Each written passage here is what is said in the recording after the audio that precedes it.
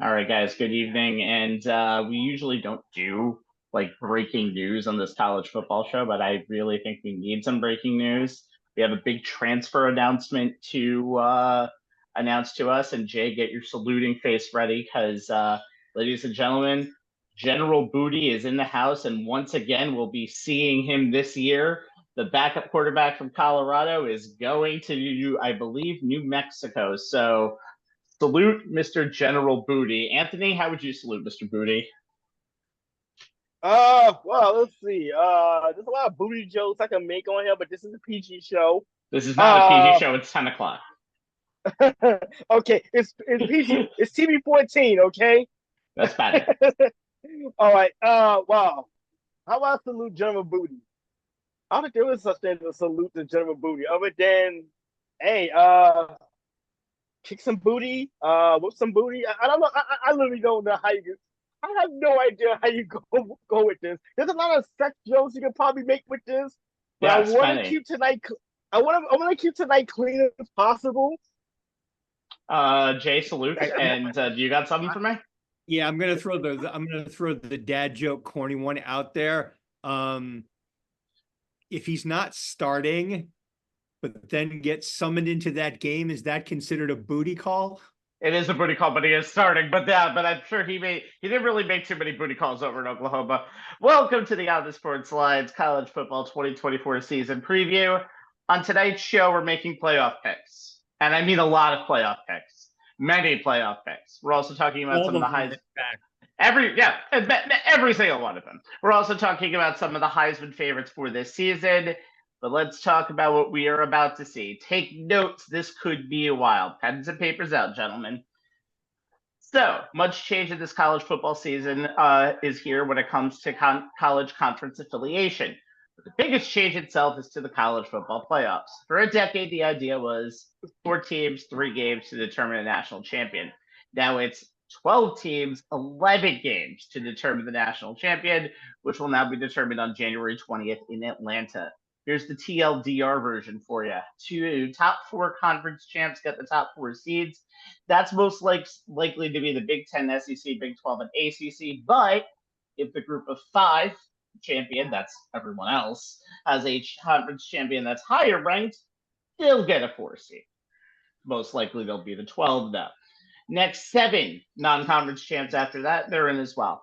Those 7 teams plus that lowest ranked conference champion that I mentioned will play games on December 19th and 20th, and the games are at the higher ranked team's campus. Yes, I said campus, not random stadium in Miami. Then the bowls take over for the quarterfinals, no reseeding, on December 31st and January 1st. Semis are January 9th and 10th. Then the finale in Atlanta. Oh, it's 95 degrees in here, but I think after that explanation, I'm pretty much sweating even more. Anthony, what do you like with all of this? You know what? We've been watching this for decades. Division 2 and 3. We've been asking for years. What's taking Division 1A college football so long to put an actual playoff field together? No, I love this, and what I love about is the first round, and that those games are going to be at the higher seeds home field. So can you imagine having to go to Happy Valley on finals week for a playoff game, and the whiteout, or having to go to Clemson or go to Tuscaloosa, or just some of the more tougher places to play college football if you are an opponent, let alone a young redshirt freshman who has to play because of a late season injury. All of a sudden, it's a winner take all game with a chance to move on to one of the New Year Bowl games, which I have with the quarterfinal games, correct? Yes, After those the are. first round. No, yeah, the New Year's Bowl games are quarterfinal games. So, what I like though is it gives you an incentive, even if you don't win a conference championship, you kind of want to get into that top 8, and the fact that you're going to get a home playoff game. So it is almost like essentially awarding a good season, even if it's not winning a conference championship. And I like the nuance of it. By the way, there was no reseeding after round 1, so there's a caveat to basically being a 5-12, because then you get the weaker of the 4 teams that have to buy. So there's a little bit of a niche to this playoff system that I really like, because now it does bring it to the first time like late season coaching or a strategy. Like, what happens if you have a 5 locked up already, but a possibility to get to get one of the but get one of the 4 buys, but you have a much tougher opponent. And if you lose that game, you maybe drop down, and now you're a road team in round 1 rather than a guaranteed home game if you lose. So there's a little niche to it that I do like. But yeah, if you're in the top 8, you're at least getting either a bye or a home playoff game. And the fact that the playoff games are going to be played in the higher seed's backyard, I think really adds some excitement to the first round. And the fact that, hey, look, if you're a student on campus, that's gonna be the greatest thing in the world to have a play. Imagine being the very first college football quarterfinal game, and it goes down in history, and it's on your campus, and it's first round game. But finals yes, week the when everything. quarterfinals are Yeah, in the are still in the bowls. So. But I do think this is great for college football. And of course, if you win that, then you move on to the next round. Where from that point on, everything's a neutral site, and it's at one of the New Year's Six bowl games. Then you have the national championship afterwards. But it's taken a long time to get an actual college football playoff system together because it's like, of course, money has always been a problem. The networks, whatever, all that. Finally, to see them actually put all that to the side and say, "Hey, let's get an actual field together." Where it takes away the boardroom. Of course, I'm saying this now. Wait until December when we're talking about the 13 and 14 team that get left out, or or an outside team, a team outside of Power 5 gets left out because they have a great record, but a Power 5 is ranked higher than them, so they get in. You just mentioned something because I want to get to Jay for a second, but you just mentioned something, and this is something that I always mention. You have a 12-team playoff, we're going to argue about the 13 to 14 team. You have a 16-team playoff, we're going to argue about 17 and 18. It doesn't stop. That's why the NCAA basketball tournament keeps moving on. But Jay, there's so many different nuances to this thing that we were kind of asking for years of expansion. This is a good thing, but there are still drawbacks, you would think, right? Yeah, there are. And before I get into my angle, I kind of want you to talk about something that you have always been a proponent of, and that is having to win your conference title to get automatically qualified. We're finally going to see that in college football. And what is that? I mean, what does that mean to you? Finally seeing something you've been pounding the table on for years finally happening. I think it's a huge thing just because of the fact that you see teams like when TCU didn't win their conference 2 years ago. Sure, they went to the national championship game. They got blown out. But there's also there's one thing that I was finding interesting when listening to shows like College Day last week. It's like there might be an issue with the Big Ten has a team at number 6 and they're ranked number 2. No, there's no issue. If someone better beat you, then you know what? You lose. You end up in a situation where you're going to have to play week 1. It means more to win the Big Ten. Ohio State and Michigan cannot be in the top 4 getting buys. That is impossible. Texas and Oklahoma cannot be in the top 4 getting buys. And same with in Alabama and Georgia. And I think one of the more interesting things about all of this is the fact that one thing that I've learned through research is no more divisions in any college football conference. They're all gone. And that means that the top 2 teams, the 2 best teams from each conference, are going to play on Championship Saturday in mid-December. And that's something that's going to be really interesting. I think the one thing that we talked about with all of this is what will it mean to the regular season going forward? These big 2 versus 3 games, winner is probably going to be in the playoff, loser is going to be out of the playoff. That doesn't exist anymore, but the games still mean almost exactly as much because it either might be for placing, it might be for the conference championship. These games matter just as much as they did when there were 4 teams in there. And Jay, I'm going to go right back to you, but again, this is something we've been longing for, and now that it's here, There's a lot of it's still a very, very moving target in terms of what we're going to see in the near future. Oh yeah, I mean, and the thing that I like most out of this, and it became more clear and prevalent due to the Pac-12, going away, and we now have Power 4 instead of Power 5 conferences. The Group of 5 has a locked-in seat at the table as their highest-ranked conference champ gets an automatic spot in the 12-team field. And to be honest, guys, we are long past the time for this. Think about it. In the 10 years of the 4-team CFP era, the highest ranked G5 team could do was get a New Year's Six Bowl invite. And there are plenty of instances where those teams handle themselves pretty well. We all remember number 20 Boise State's epic 38-30 win over number 10 Arizona in the 2014 Fiesta Bowl. 4 words, Statue of Liberty play. Google it. Then there was number 14 Houston beating number 9 Florida State in the 2015 Peach Bowl. 38-24 behind 3 total touchdowns from quarterback Greg Ward. How about another G5 Peach Bowl win? 2018, number 10 UCF knocks off number 7 Auburn 34-27. Then there's the 2023 Cotton Bowl where number 14 Tulane outscored number 8 USC 32-17 in the second half to come from 28-14 down to win 46-45 with the game-winning touchdown coming with 9 seconds left. Yeah, I still have a scarf somewhere from that one. And with realignment resulting in so many former Group of 5 teams, such as UCF and Houston jumping to Power 4 leagues, there are more G5 teams that have a chance to be in the mix for this guaranteed CFP spot. Granted, you do have to win your conference to merit consideration, but there are a few that will be in the CFP bracketology talk all season. Get used to it, college football fans. Bracketology is now an official term for you.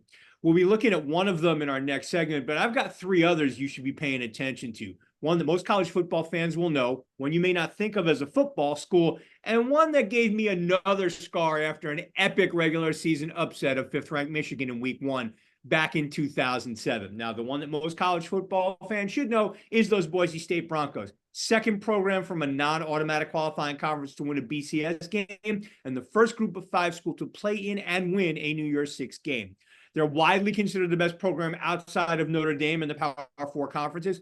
4 times between 06 and 2011, they finished in the top 10 in the final AP poll across 2 different conferences, the WAC and then the Mountain West, including a pair of undefeated seasons in 06 and 09. Weren't given the chance to play for the national championship. Got relegated to the Fiesta Bowl each time, where they proceeded to each time knock off a top 10 Power 5 team, number 7 Oklahoma in 06, number 3 TCU in 09. This year, they don't have to go undefeated and hope 100 other things happen in order to have a chance to play for the national championship. Just have to win the Mountain West, and they have a pretty good shot.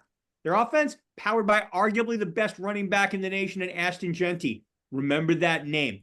He had 1,347 yards and 14 touchdowns on the rushing last year, 569 yards and 5 TDs receiving. Led the nation, averaged 159.7 yards from scrimmage per game, at least 100 yards from scrimmage per game, 10 of the 12 he played, including 4 games of 200 plus. Their defense, led by defensive end Ahmed Hassanein, guy had 16.5 tackles for losses and 12.5 sacks. They returned almost everyone from a unit that didn't allow more than 20 points in any of the last 4 games. They do have some tough road games as they have to visit Georgia Southern, UNLV, and Wyoming in conference play, and they have to make a trip out to Eugene in week 2 to face Oregon. But if there's a front runner for the G5 teams, in my opinion, it's Boise State.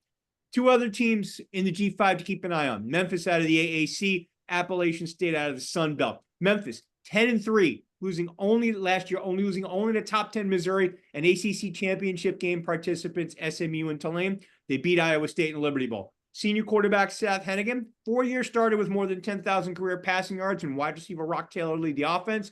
They have to find a new running back, a number 1 running back. South Carolina transfer Mario Anderson is the front runner, and improve on one of the worst defenses in the conference. Schedule is daunting. They have road trips to Florida State, South Florida, UTSA, and Tulane, plus a week 2 home game against Troy. But with most of the usual AAC heavyweights rebuilding, the Tigers are the preseason favorite, and the AAC champ should always be in the CFP conversation. Appalachian State, coming off a season where they won 6 of the last 7, including an upset of undefeated James Madison to finish 9-5 and make the Sun Belt title game. They got waxed by Troy in the conference title game 49-23, but did beat Miami of Ohio 13-9 in the Cure Bowl. They bring back a ton of experience, starting with quarterback Joey Aguilar, who broke the school records for passing yards and passing touchdowns, along with most of his receivers. They are looking for a new running back one and hoping that freshman Kanye Roberts can fill that role. The offensive line has multiple new starters, so that might be a concern. Their defense is tops in the conference, best against the pass, but among the worst against the run, so that's another concern. Their schedule has them going to number 14 Clemson in week 2 and Conference USA heavyweight Liberty visits in week 5, which could have some serious CFP implications for both schools. But with Troy and JMU rebuilding and not having to play Texas State, the Mountaineers have a legit shot at an 11-2 record and a return trip to the Sun Belt title game. They pull that off, they'll be in the CFP conversation. And at the end of the day, guys, that's all the G5 schools really wanted, to have a legit chance to be in the conversation and a legit shot to play for the national championship. And this year, Saturdays will finally matter more than to just teams in the SEC, Big Ten, ACC, and Big 12.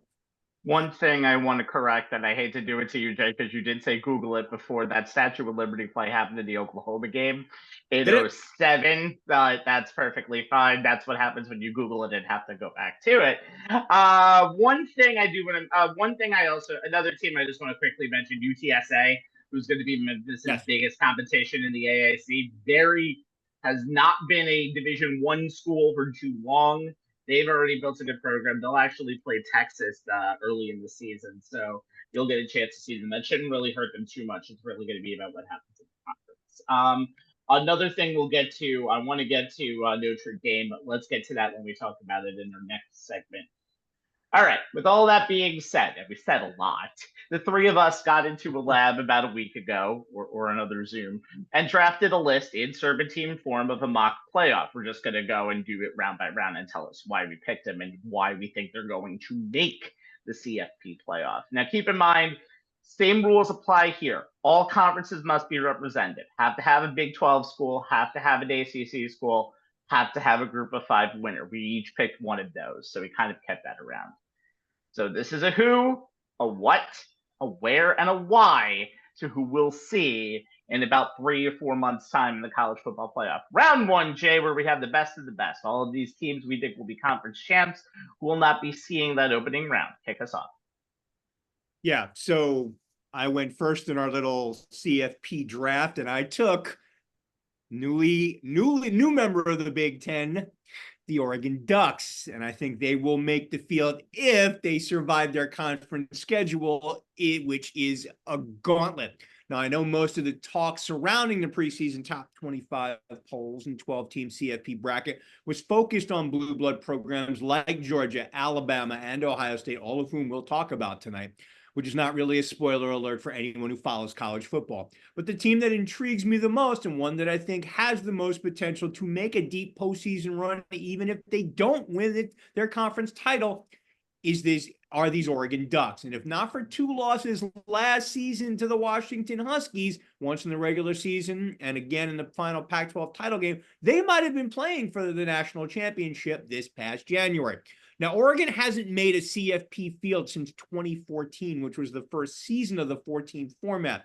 But if the 12-team field had been implemented sooner, as in way back when, the Ducks would very likely have been somewhat of a regular participant, having finished number 6 in 2019, number 3 in 2021, and number 8 in 2023. They've been one of college football's 10 winningest programs since the turn of the century and have 5 BCS or New Year's 6 bowl wins in that span, with the latest being their waxing of Liberty in the Fiesta Bowl back in January.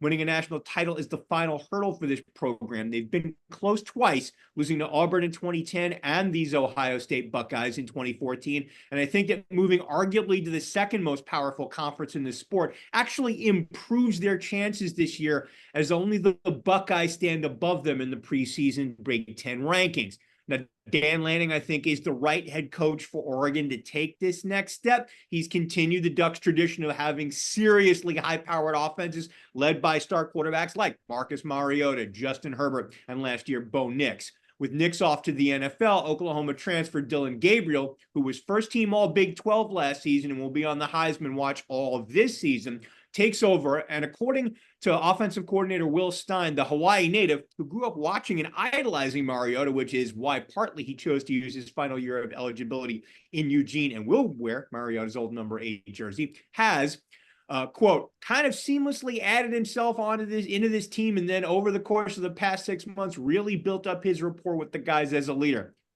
Checkbox number 1 for a quarterback. Gabriel will be throwing to one of the best wide receivers in the nation in Tez Johnson. His 86 catches last year were an Oregon single-season record. His 1,182 yards were third most of it in a single season. And along with Texas A&M transfer Evan Stewart and fifth-year senior Trayshawn Holden, plus a pair of skilled tight ends in Terrence Ferguson and Kenyon Sadiq, gives Gabriel plenty of playmakers.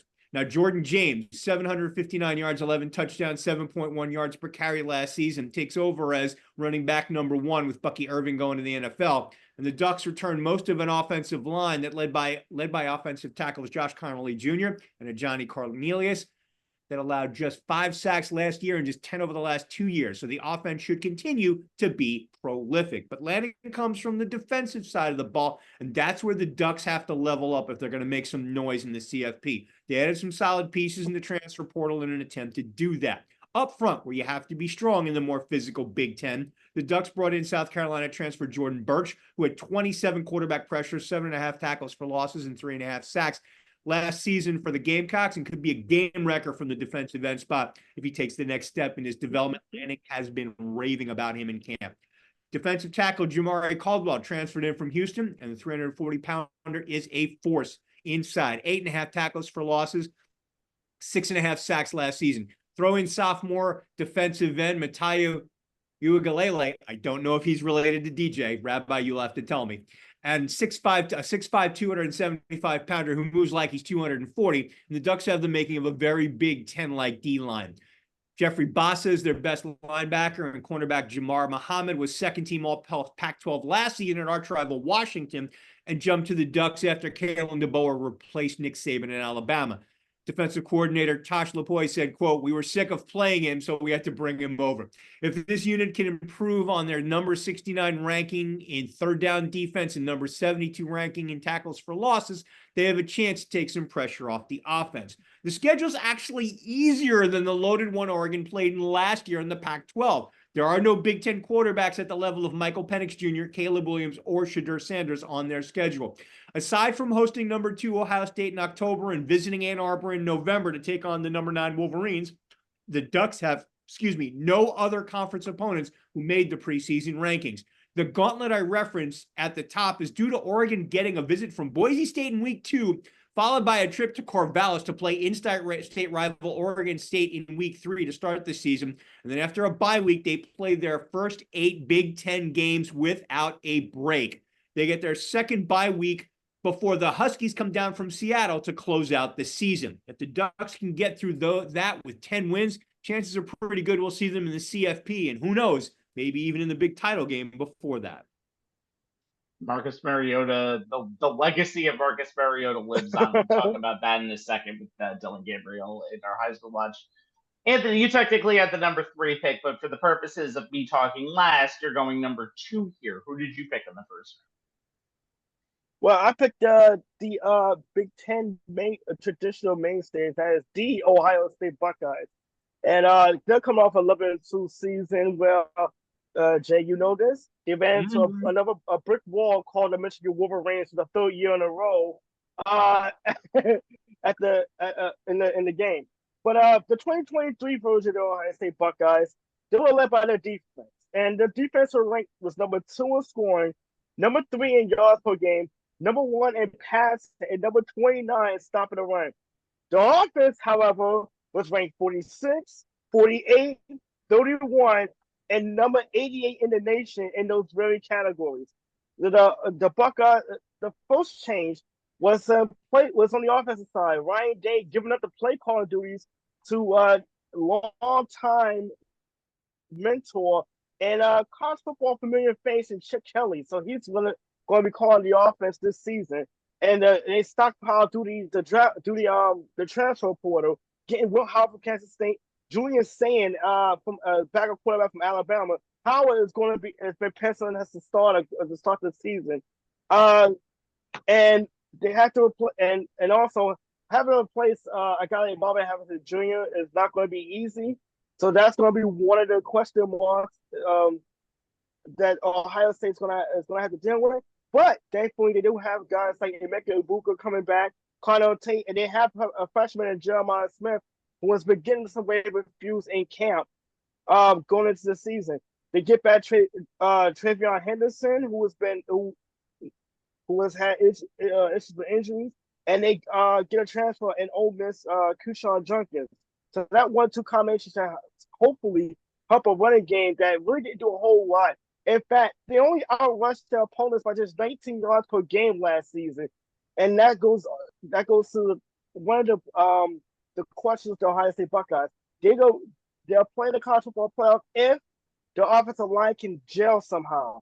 When you look at the guys up front, Donovan Jackson, Josh Fryer is going to be important pieces. Seth McLaughlin as well. I think you look at left tackle Josh Simmons. Those are that offensive line is going to have to grow along with Howard being able to take his game to the next level after being a backup the last few seasons of Kansas State. They're going to have to put points on the board because look at this defense. One of the top defenses in the nation, the 4-2-5 defense that pretty much limited opponents to 11.2 points a game. I don't think they're going to rely. I don't think they're going to have to lean on that defense so much like they did last year. They're going to have to get some offense.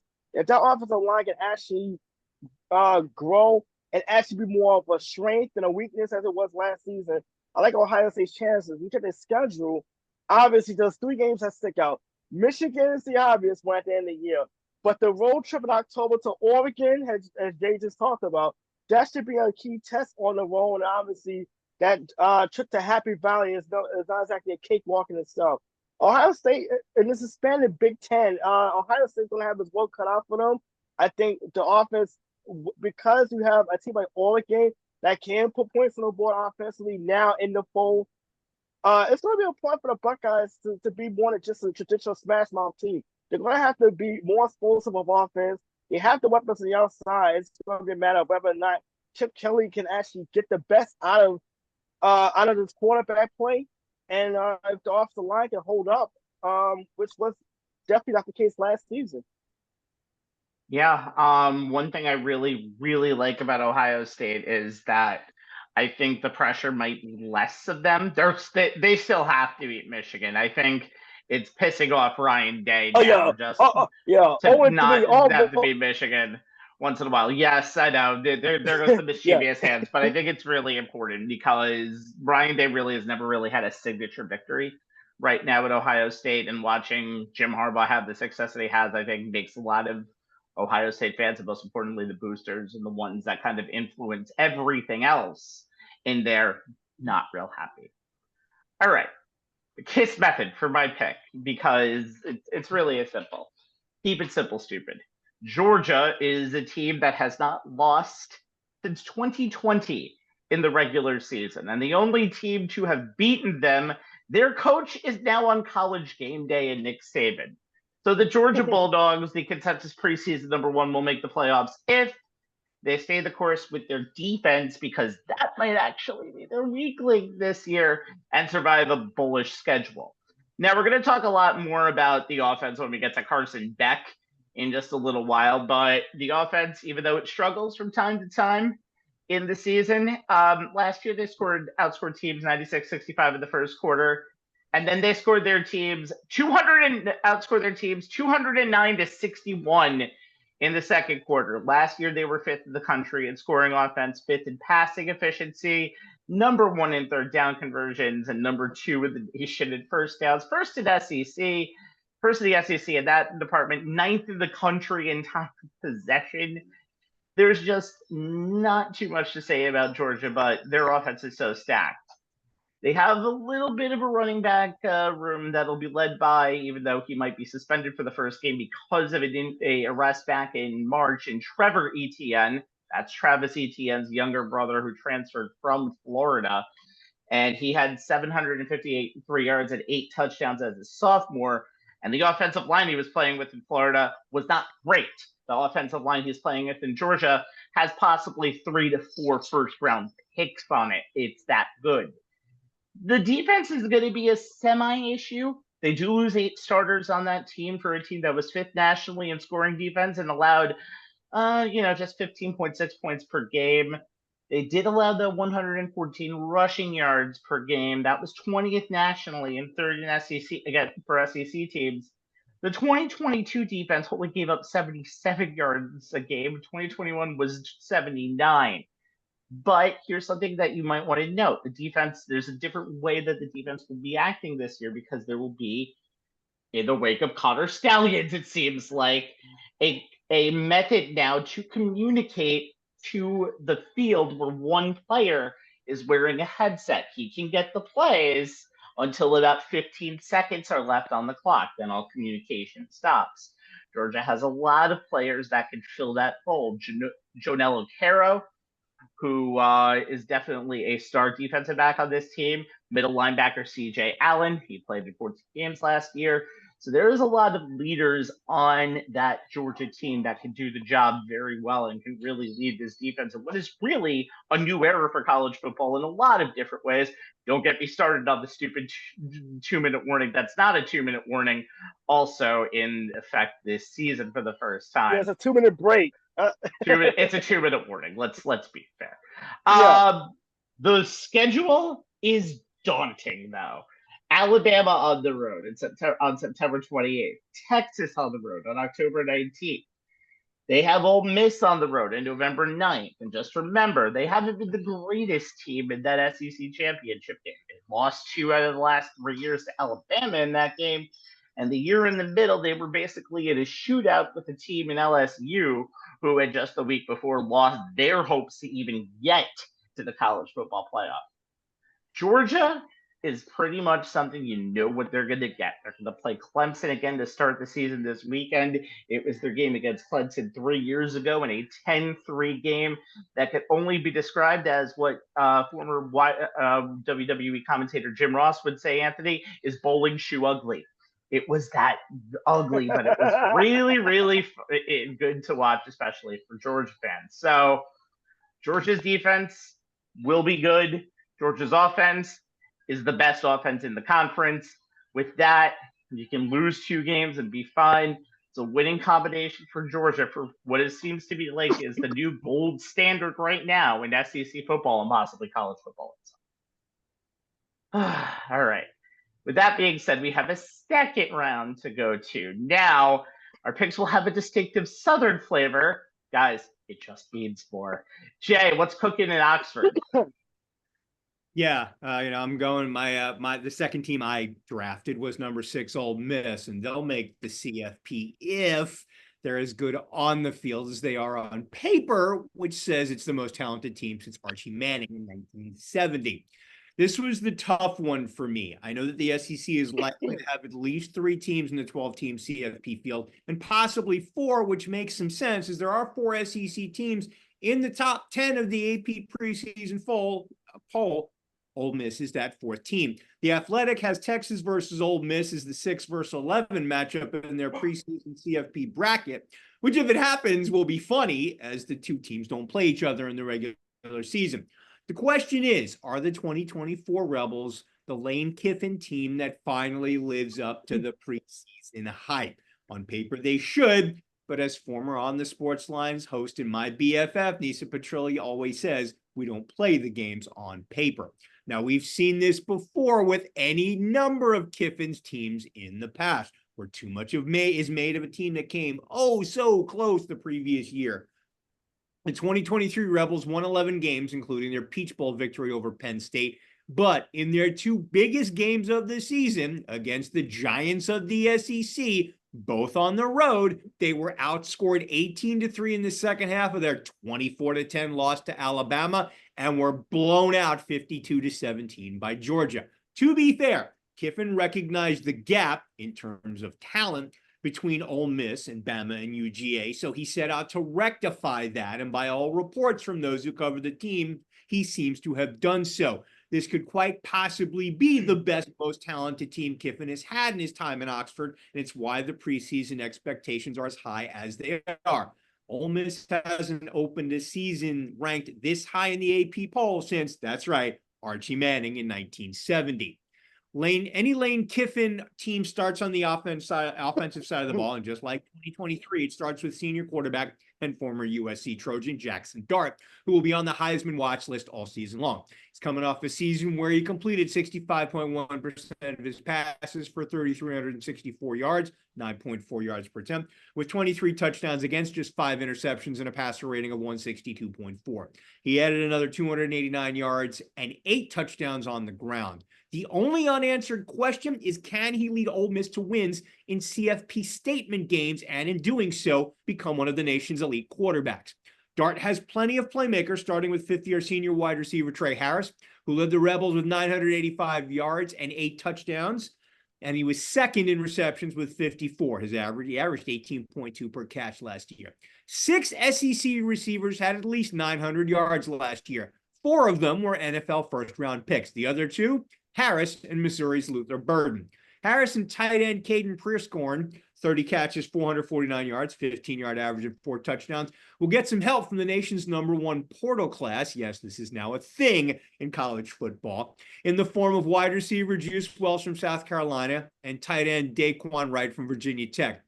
Ulysses Bentley IV, who's a threat to go the distance on every touch, steps into the running back 1 role after a 540-yard 5.7 yards per carry and 4 touchdown season last year, backing up Quinshawn Judkins, who transferred to Ohio State. The key area for improvement for Kiffin was in the trenches.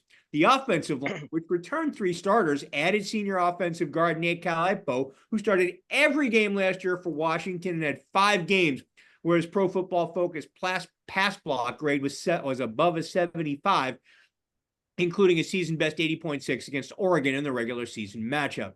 But it was the defensive line that needed a bigger upgrade, and Kiffin used the portal to do so. He added edge Prince Uman Ellen,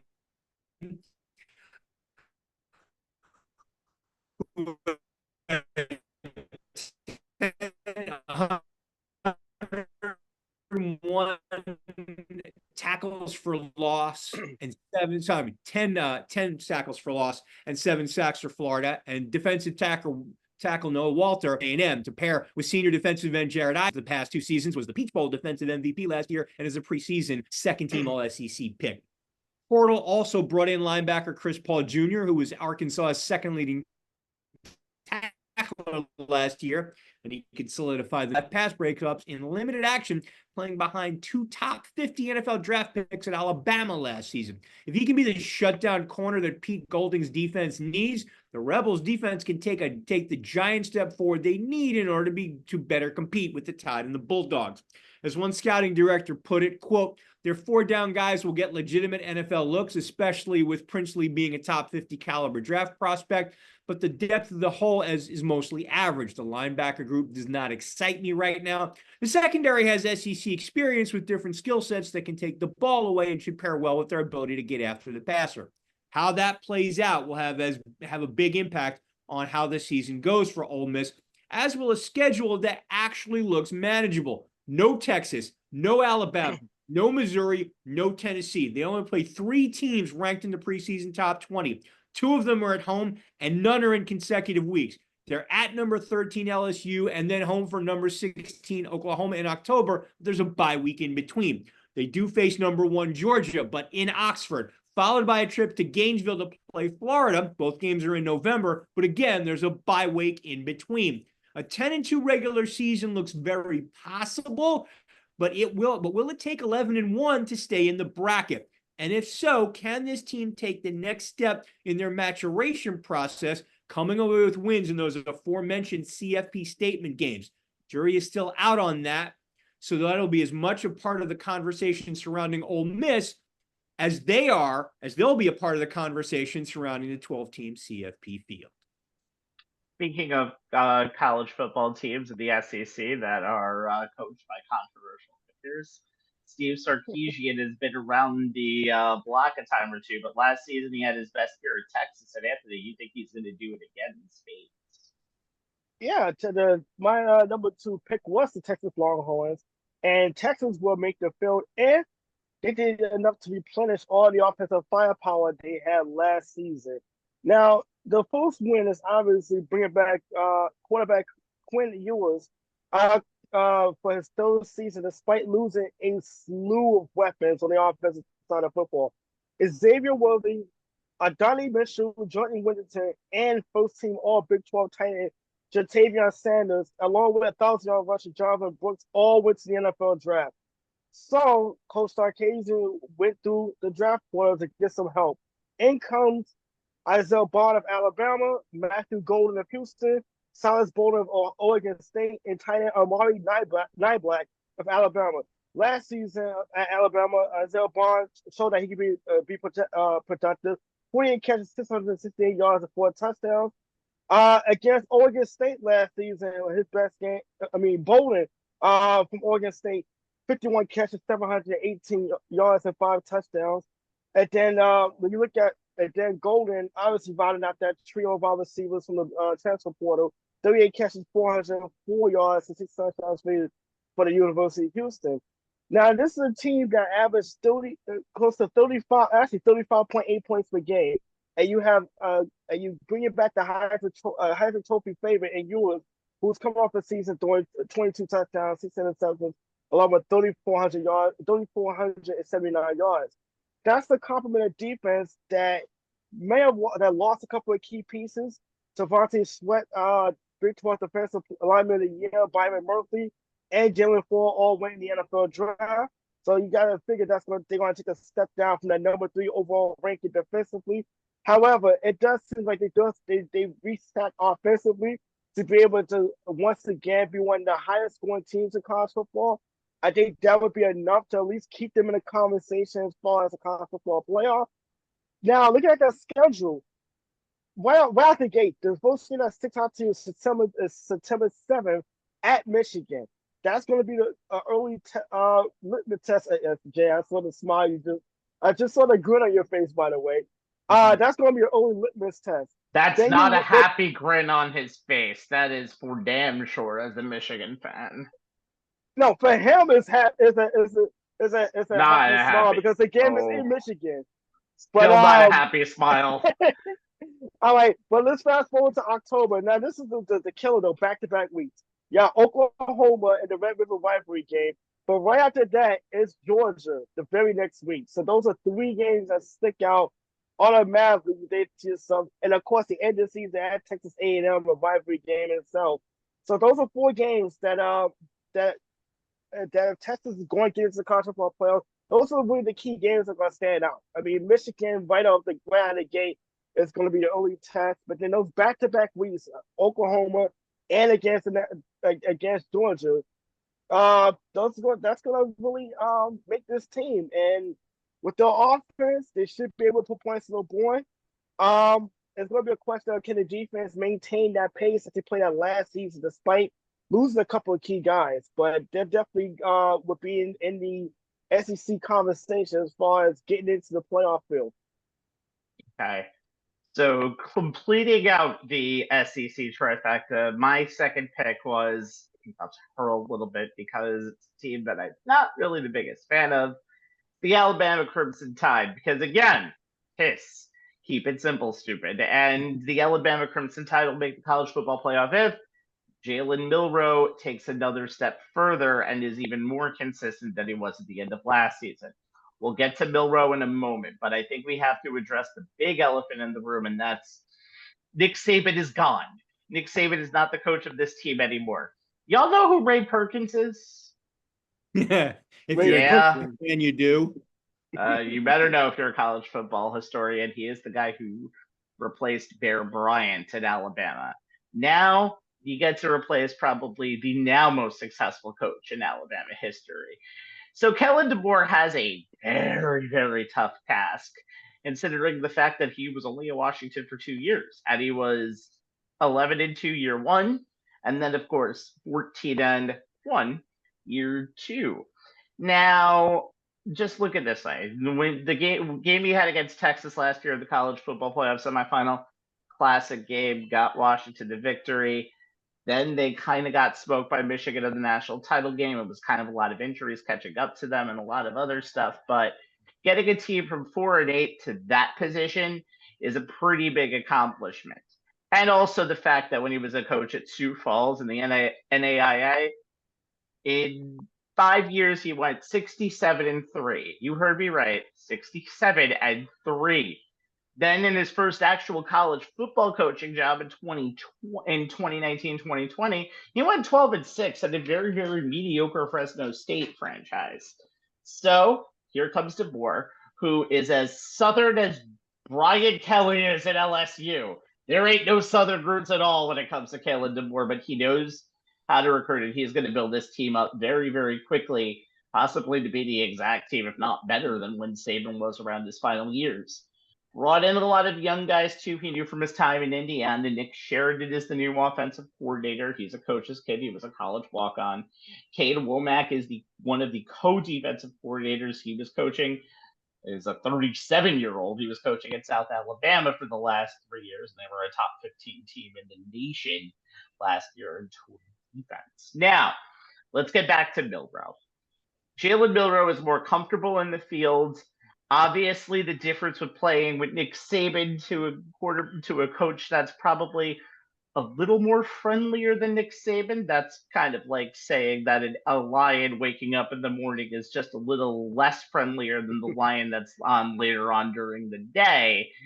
But Milroe can get a multi-dimensional attack that they ran with Michael Penix last year in Washington and allow him to use his best weapons and to use the other weapons at his best.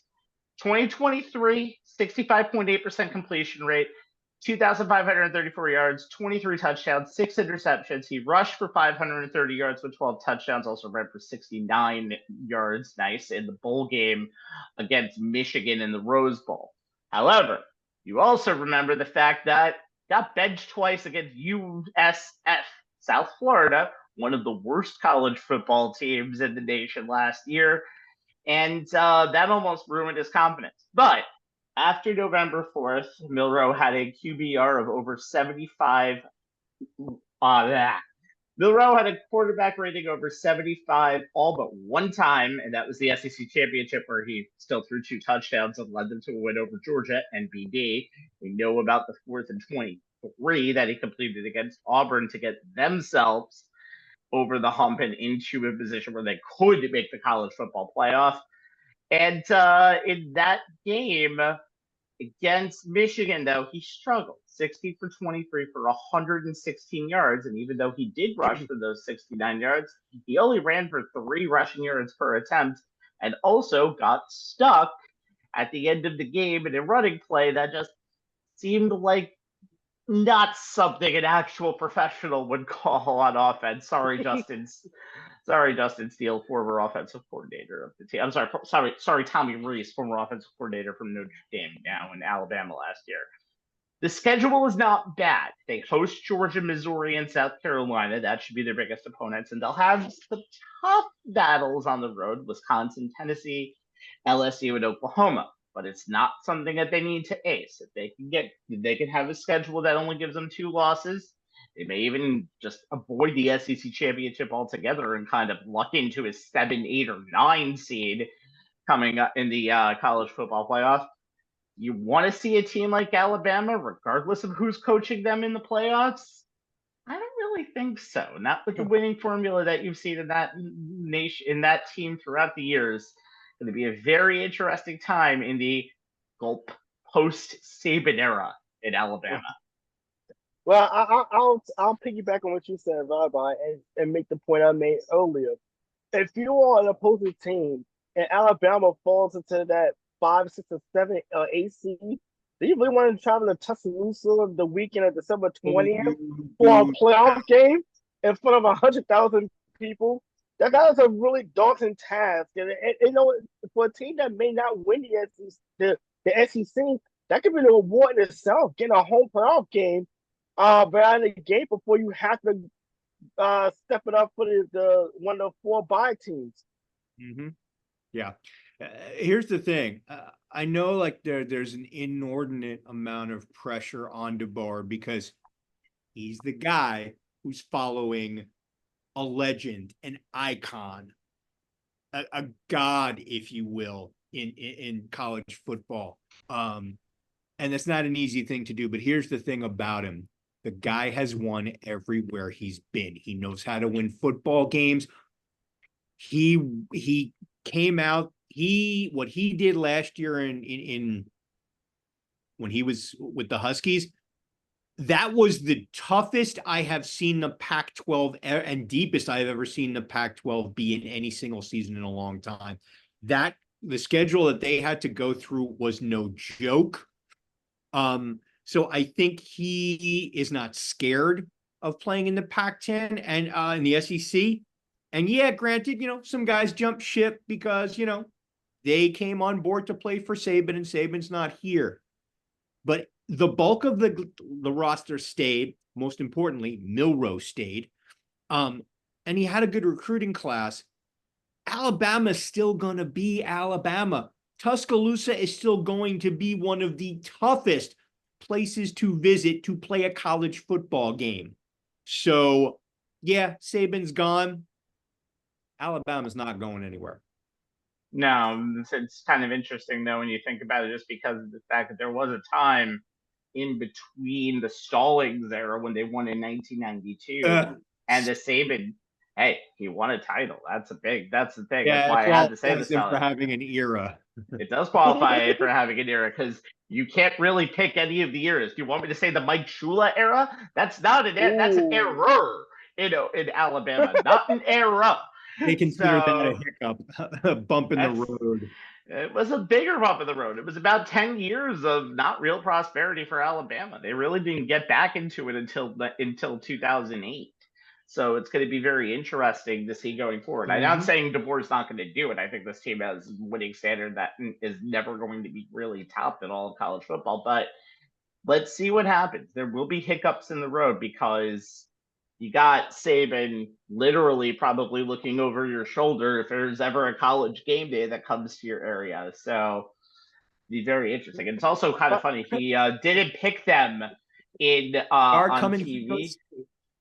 They always are. But hold on 1 second. They did actually, Saban did in a lot of interviews for preseason pick Texas and Georgia as the crop of the SEC. He did say, however, later that I think he still thinks that as an analyst, but he also said that this might be a reverse poison pill to Alabama. Oh, yeah. He used the poison pill to Alabama itself as motivation. I think it's going to be very interesting to see that dynamic, too, coming at it all season long. Anthony, go ahead real quick. No, I'm sorry. I was over here giggling because we were talking about Alabama, and my mom and Sharon just walked by with a sense of grin on her look. She is a mobile Alabama native. I was going to say, did she yell roll Tide immediately following him there? It would have been appropriate. No, it would have been. I would have been fine with that. No, she mouthed it as she walked by with this Joker grin on her face. But yeah, nice. she's by the way, my dad was an Auburn fan, so can you imagine the household I grew up in as a kid? Wow. Thanksgiving was fun in your house, man. Not that weekend. That's for sure. I would have avoided this big household with all right. Man. Pick up on time this. For round. And I did, but I would just that's almost like a war zone right over there for that time, especially when the Iron Bowl comes around. Okay. Time for our third round, which we called the legally required portion of the proceedings that I talked about earlier. But these are all going to be conference champions. So before we start, Jay, still are going on your limb for Florida State, even though they kind of spit the bit last weekend in Dublin. It's still a weak ACC, and Florida State is still a team that needs to be watched at all times.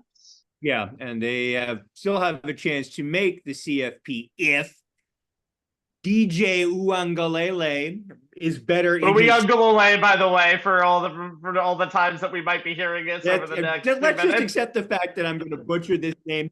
However, just say TJU and you're perfectly fine with it. All right, if they'll make it if he's better in his second time around in the ACC. Initial return is meh. coming off a 13-0 season where they won the ACC and then became the only unbeaten power conference champ, do not make the CFP in the 4-team era. FSU lost 10 players to the NFL draft, including 3 who made first team all ACC and 6 others who made either the second or the third team, led by quarterback Jordan Travis, the 2023 offensive and overall player of the year. Now, head coach Mike Norvell brought in 17 transfers to fill the roster holes, starting with former Oregon State quarterback DJ. Uyunglele. I give you Thank you. I give you a chance to jump in, who is making that second trip through the ACC. 28 of his 42 career starts were at Clemson from 2020 to 2022. He was 22-6 in those games, but he completed less than 60% of his passes for 5,681 yards. That's just 6.6 yards per attempt.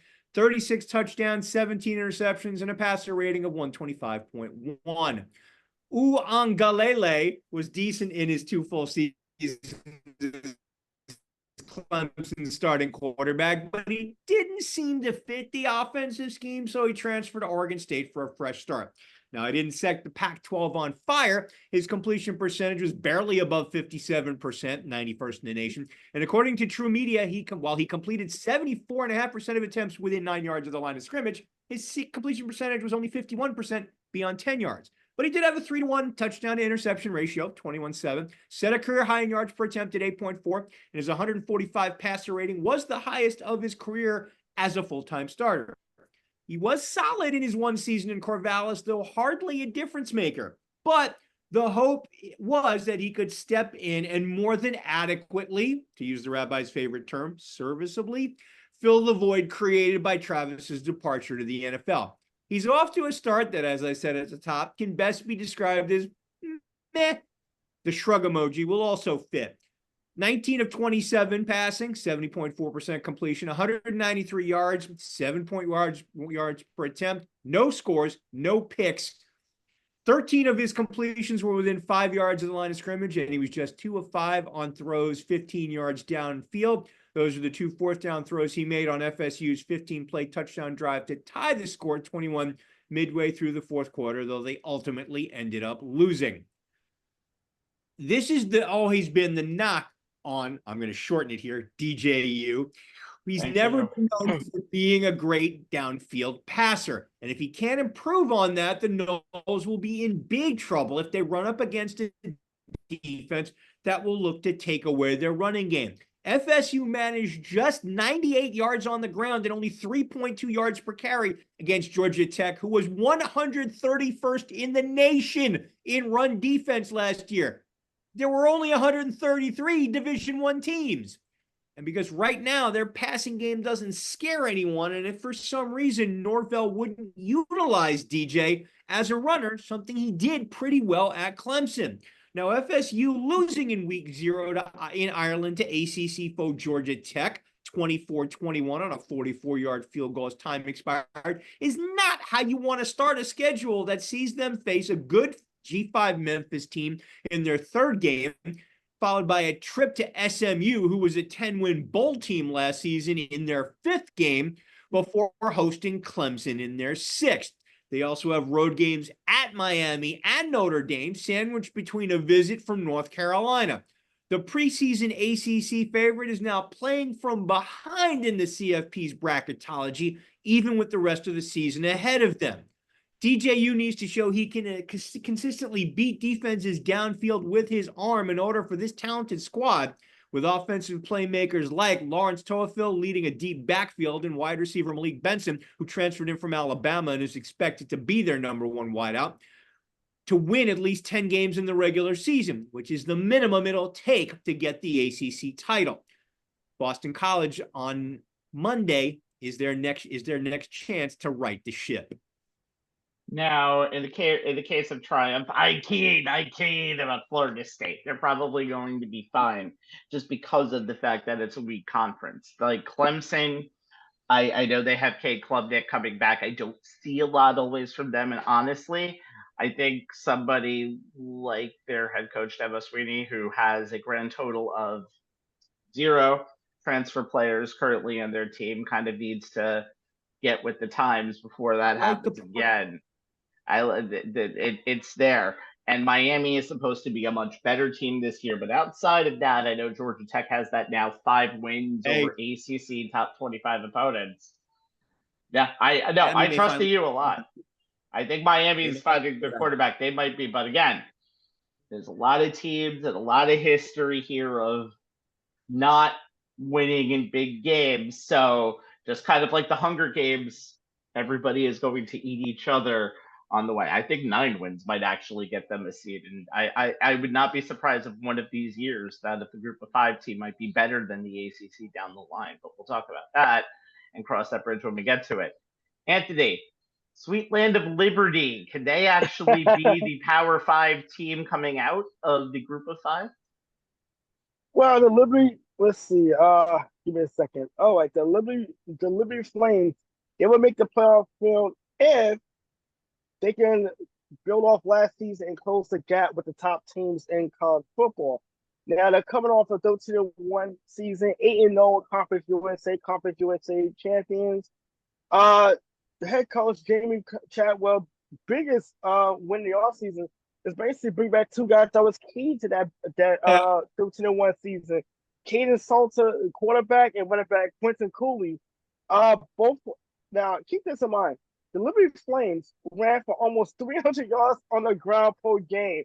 Top rushing offensively, so much so that they actually gained more rushing first downs, 207 in 2023, than passing, only 114 first downs through the air. That's pretty much saying how much this offense relied on the ground game. And that's how you just, and that's not a knock on Salter, who completed 61% of his passes and also had 32 touchdowns last season. But the Flames do have to replace TJ Daniels, who is a Dallas receiver. Tyson Mobley is a candidate, but he's only had 1 season when he's had at least 40 catches in his collegiate career. Defensively, Liberty has to replace a lot of holes on a team that already struggled defensively.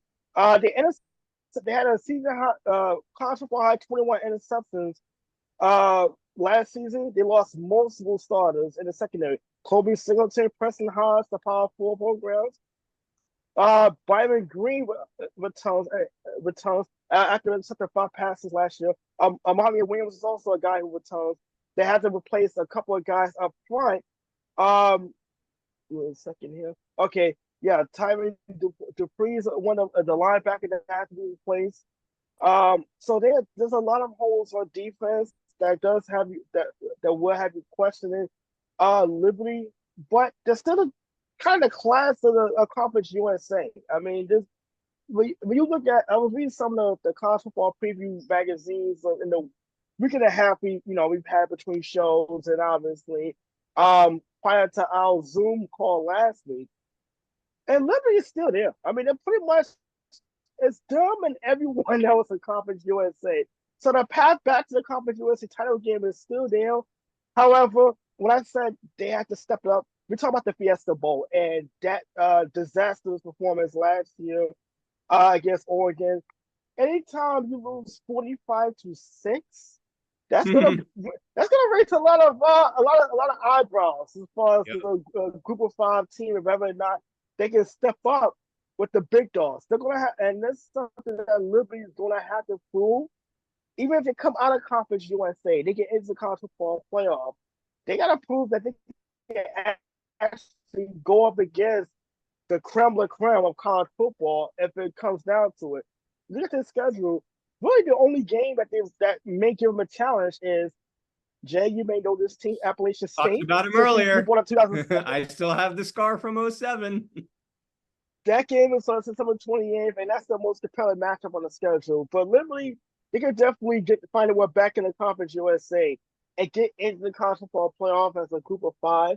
The question is gonna be what happens when they get there, because 45-6 is not much of a butt whoop as much as you're not in this level just yet. It's like, okay, you're here, but you don't go here, and they're gonna have to go here if they want to at least be impressive.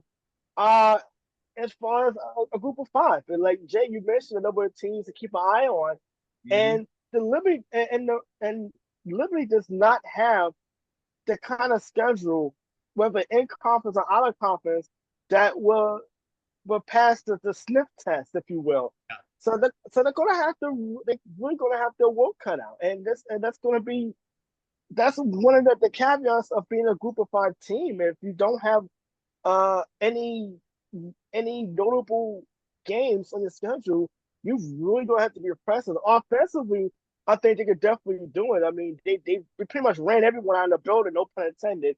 But when they got to the Fiesta Bowl, and this is a pun intended, they flamed out. So yeah, they're gonna have, touche. so yes, Played it. so yes, Liberty. The path back to the conference USA title game is there. It's going to be a question if they do win and they get into the college football field, what happens next? It's going to be very interesting. And if you take what happened last year with the rankings, not counting conference realignment, let's not do that. They would have played Georgia in an opening round game, and can you imagine how that would have been? They beat Florida State 65-3 in their bowl game. What Oregon did to them in that Fiesta Bowl might just look like an appetizer compared to the main course. That would be the Georgia Bulldogs feasting on Liberty. We hope to see a much better possible 5-12 game this upcoming season. All right. For my pick, I want to explain a few things before we get into it. ACC, yes. Now there's two freaking teams from the West Coast in this conference. Okay, fine. In the Big Ten, now they have Oregon and Washington. Okay, fine. We knew that was going to happen. Texas and Oklahoma to the SEC. Okay, sure. That's fine. What the fuck with the Big 12? I swear to God, it's kind of a two-part plan of stuff that is kind of there to replace Texas and Oklahoma. First, we have the part of the plan last year that brought in Houston, Cincinnati, BYU, and UCF. Teams that kind of span all across the nation. And Houston, who is terrible now, and even though being in Texas, are the ones that actually make the most sense in the Big 12 out of all of them. And now, because of that this year, we get the Pac-12 refugees in this league. Arizona State, who's not going to be great. Colorado, who will be entertaining, but they will be in games a lot this year, and they might be getting more attention than people think they should. I think I know two people that think that exact way here. Arizona, who is an up-and-coming team who got a little bit better, but then had to lose their coach to Washington because of all of the realignment stuff that happened with coaching. And the team who I had as my pick to win the Big 12, that being Utah. And Utah will win the Big 12 and make the college football playoff if they can depend on all of the stuff that is coming back from their team and to get them back to the level that they've been in most of these past few years. Not too many teams returned 72% of their overall statistical production in their returning slots, but that's what Utah does. 75% on offense, 70% on defense. Let's talk about what's there as the defense first. Utah returns a trio of talented and experienced defensive ends in Logan Fano, Van Filliger, and Connor O'Toole. Filliger first took on the starting role during that 2021 season and has played 38 career games since then. Fano and O'Toole did miss parts of 2023. Brent Kuthe is their tight end, and before his injury in 2022, and he was a medical redshirt in 2023, but before his injury in 2022, he was starting over Dalton Kincaid, who might be the top pass option this year for the Buffalo Bills, for God's sakes. He is a three-time All-Pac-12 tight end, 51 career games. Yes, I know Pac-12, kind of an endangered species over here, but we still have to mention them. It's kind of like the dinosaurs. 51 career games for him, 2,044 scrimmage yards, 20 touchdowns in his career. And then you do have some new stuff coming in there, and Jay knows about one of these toys that is coming to their team, a USC wide receiver transfer for Dorian Singer.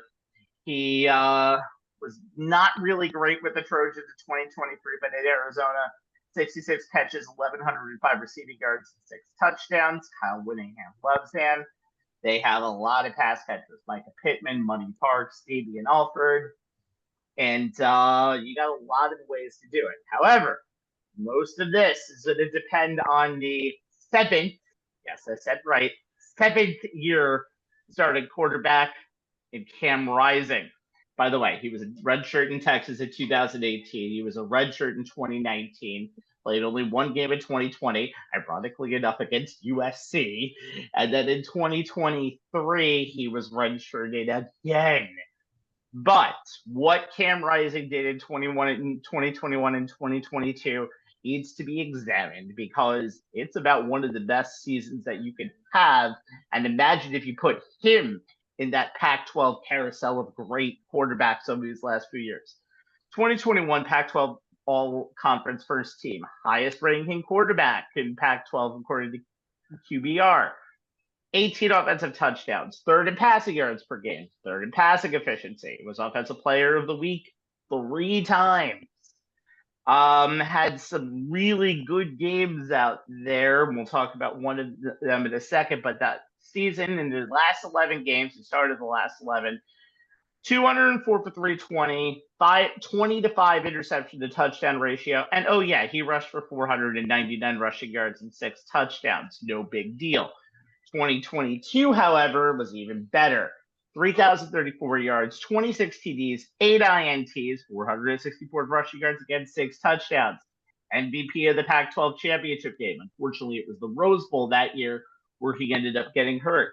Top 30 in the FBS at completion percentage. Almost completed 65% of his passes. 26 passing touchdowns. 9 games with 200-plus passing yards, including 1 300-yard game and 1 400-yard game.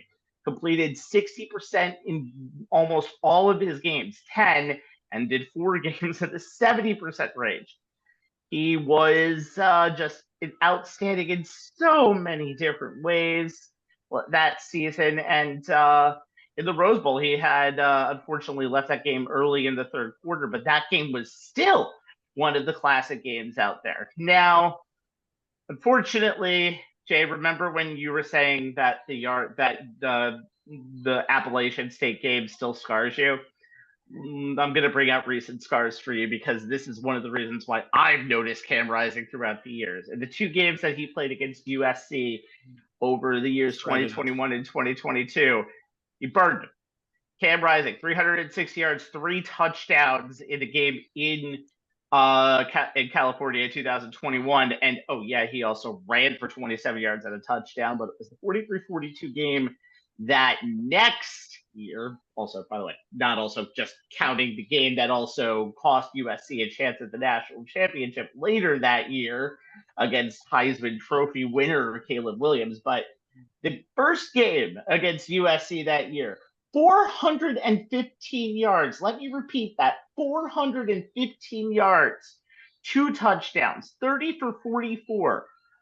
Then 60 yards on the ground and 3 touchdowns. In the Pac-12 title game, 310 yards and 3 touchdowns.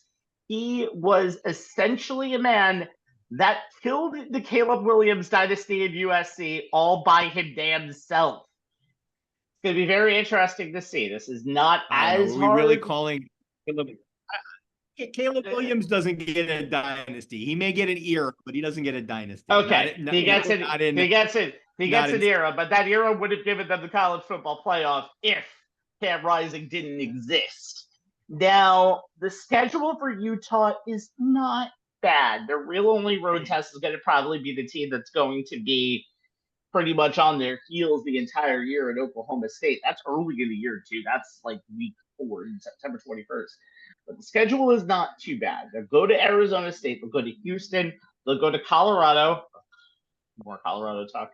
And they'll go to UCF. And they have pretty much the same non-conference games every year. They'll be at Utah State, and they'll be at home. Well, BYU is now a conference opponent. It's so hard to keep up all of this stuff. But Utah has really impressed me throughout the years in their transition from the Mountain West Conference to the Pac-12. And now they're going to do it again from the Pac-12 to the Big 12. This was one time a team that would qualify in that group of 5 conversation but they've pretty much been one of the most consistent teams in college football pretty much in the 2010s and 2020s. And so it's time for that to be rewarded with their first ever college football playoff trip. I think they're going to get it. All right. We finally go to the final round of this little shindig over here, and it has a kind of Midwestern-y feel to it. And we'll start with Jay. And yeah, hail to the victors. You're going to have to put the defending champs in Ann Arbor in this college football playoff, whether you like to or not.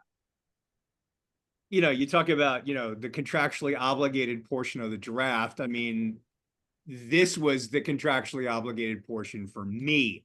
And the defending champs have a chance to make the CFP if Donovan Edwards is the 2022 version of himself, and they get at least some serviceable quarterback play.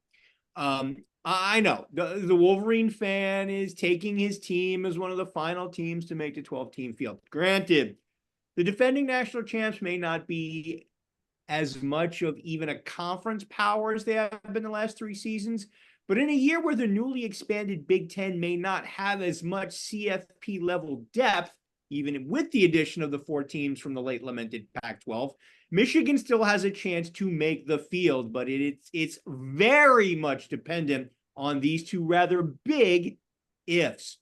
Michigan will be led by what should be a very solid defense, even with the change of defensive coordinators from Jesse Minter, who went to the NFL, to Wink Martindale, who came from the NFL and is likely to run a more aggressive scheme, and the loss of several playmakers from last year to the NFL. They still have defensive tackles, Kenneth Grant and All-American Mason Graham, who's almost impossible to block one-on-one up front. Maryland transfer Jayshon Barnum comes in at linebacker, and All-American Will Johnson, the #1 cornerback in the Athletics NFL draft projections, who will become a Michigan legend with the big junior season, leads the secondary. Sharon Moore, who did such a great job for Jim Harbaugh in the games he was suspended for, takes over officially as head coach. So expect both the team culture and an offensive philosophy predicated on a downhill rushing attack behind a veteran offensive line, even if all 5 starters are playing together for the first time, and the use of tight end Colston Loveland in the passing game, especially with less than ideal depth at wide receiver and the loss of Roman Wilson to the NFL, to remain relatively the same, even if it's a new offensive coordinator, quarterback coach, Kirk Campbell, who's calling the plays instead of Moore. All that being said, and that was a mouthful, how the Wolverines fare in defense of their national championship will be, as I said at the top, very much dependent on which version of Donovan Edwards they get, and getting serviceable play likely from Alex Orji, at least to start this season. Edwards was amazing 2 years ago, 991 rushing yards on just 140 carries at 7.1 yards per carry, 7 touchdowns as Blake Corum's backup, adding another 200 receiving yards on 18 catches for 11 yards a catch and 2 more touchdowns. He ran roughshod over Ohio State in the 45-23 win in Columbus after Corum got hurt. 216 yards on 22 carries. That's 9.8 a pop and 2 touchdowns. And followed that up with 185 yards on 25 carries, 7.4 average, and 1 touchdown in the Big Ten title game win over Purdue. He had 119 yards on 23 carries, 5.2 average in the national semifinal loss to TCU. And big things were expected from the Don last year, but his regular season was a complete 180 from 2022. He topped 50 yards in a game only twice. And of the 8 games where he had at least 9 carries, he averaged 3.5 yards per carry in less than 7 of them. He averaged just 4.2 yards per carry for his 497 total yards rushing, and he scored just 5 total TDs and had 0 games with 100 yards total from scrimmage. Yet somehow he was able to recapture that 2022 form in time for the national title game. 104 yards rushing on just 6 carries. That's a ridiculous 17.3 yards per carry, and scored on 2 long touchdown runs of 41 and 46 yards in the first quarter to stake Michigan to a 14-3 lead against Washington, and the Wolverines never looked back.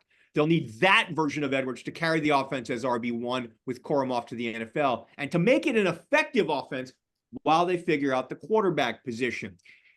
Now, ideally, veteran Jack Tuttle, who was J.J. McCarthy's backup last season, would have stepped right in and taken the reins. The seventh-year grad student, yep, you heard me, is the only returning quarterback that threw more than 5 passes last year, going 15 of 17 for 130 yards with a touchdown and no picks in the 7 games he played. But he's still working his way back from a shoulder injury. So that leaves senior Davis Warren and junior Alex Orji, who was the only returning quarterback who did not throw a pass last year in the 6 games he played, though he did rush for 86 yards on 15 carries with 1 touchdown. Now, Warren has a better command of the passing game. He's considered the better pure passer. Orji is the dual threat playmaker who gives Michigan the ability to use more RPO and option plays. The question is, can he be enough of a threat with his arm so that defenses don't gang up on his legs and make Michigan one-dimensional? He ran with the first-team offense in both big scrimmages and, according to sources, has taken a step forward in terms of his presence in the pocket and ability to quickly go through his progressions. The word from preseason camp was that the players didn't notice a big difference in the passing game, regardless of who was taking the snaps. And if that's the truth, Orji's ability as a runner would seem to be the factor that separates him from Warren. We'll see if that translates to actual game action. The schedule makers did Michigan no favors. September brings number 4 Texas, as Anthony said, and number 23 USC to Ann Arbor. And November has number 3 Oregon coming to the Big House to start the month, and it ends in Columbus against Ohio State.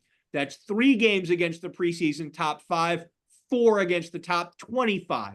Michigan has very little room for error. If they can somehow go 10-2, they should get an at-large bid. If they go 9-3, they may not get to defend their title. 2 more ifs in a season that'll be defined by them.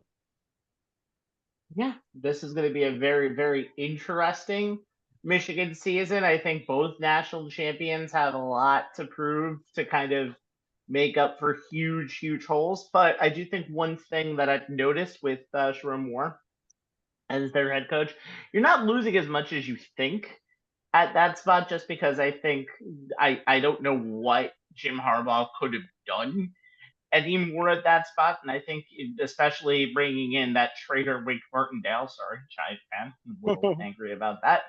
But I think you're really bringing to be it's going to be very interesting. He's not really a guy who has a lot of patience, as we all know. It's his first time coaching at the college level, so it's going to be interesting to see, if he can actually figure out how to relate to guys who are mostly 18 to 22.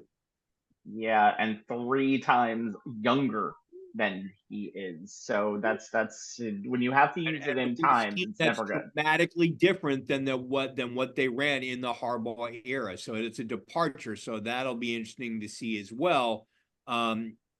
If he pounds round pegs into square holes, or kind of recognizes the talent and the skill set of the players that he has, and kind of scales back the whole throw in the kitchen sink at everybody, and maybe borrowing a little bit of the McDonald Minter scheme, because that's what these guys play best in. We'll see how it goes. Like you said, that September is brutal for them, but we'll know a lot more about that team after that game against Texas in a few weeks. It is a brutal way to start the season. Yep. Anthony, let's talk about Notre Dame. And again, I'll get to the very unique situation the Fighting Irish are in a moment if you don't get to it. The Fighting Irish are always there, and now they have a little path to the college football playoff. Yeah, well, I'll see if I can set that up. I think I know what you're alluding to, but I'll see if I can try to set you up to finish that thought. The Fighting Irish will make the field if their offense, well, they just do enough to complement their defense. Now, don't let the 38 points a game that they were averaging last year fool you, okay? Tennessee State, Central Michigan, and that's exactly the creme of creme of college football, okay? And we've seen them struggle against number 17 Duke team that it took somewhat of a miracle to win. By the way, that cost me $900. Thank you, Notre Dame, for ruining that night for me.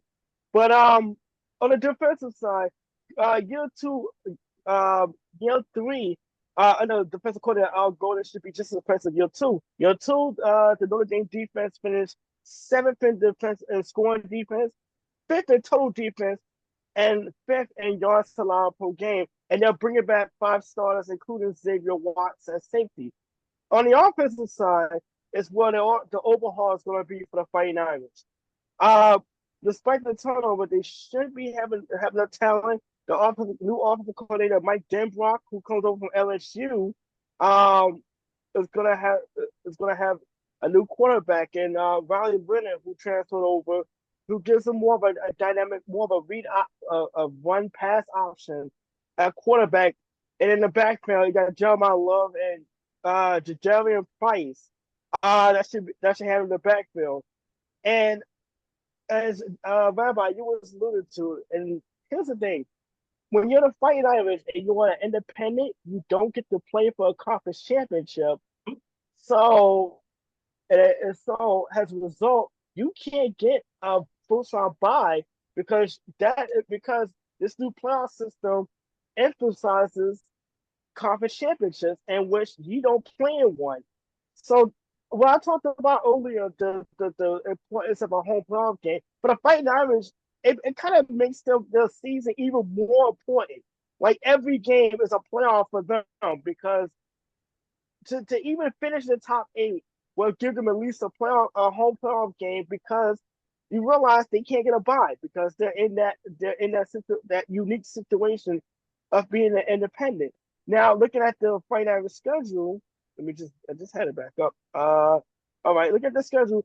Right out of the gate, in 2 days, they play Texas A&M in prime time. So right there, that should be an interesting matchup in itself.